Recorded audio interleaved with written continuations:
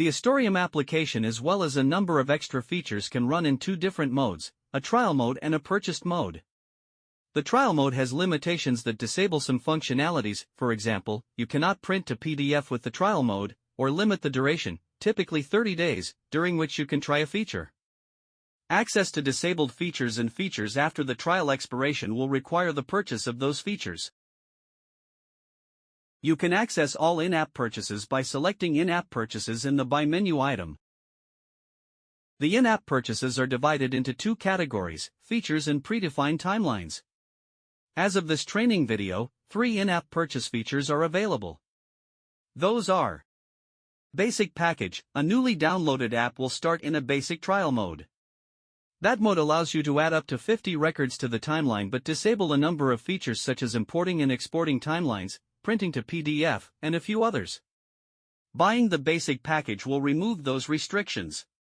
You can buy the basic package at any time. Alternatively, if you attempt to add a record after you have reached the maximum number allowed with the trial version, or if you try to use a feature that is not enabled with the trial version, an alert window will pop up giving you the option to purchase the basic package.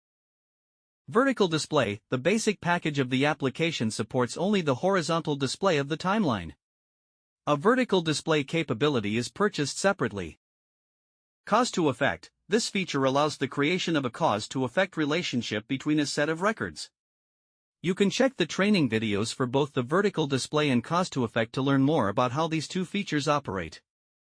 You can try either feature for 30 days before you have to purchase it. The in-app purchase window will display when an in-app purchase is on trial, when the trial period has expired, or when a feature is purchased. The second categories for in-app purchases is the predefined timelines.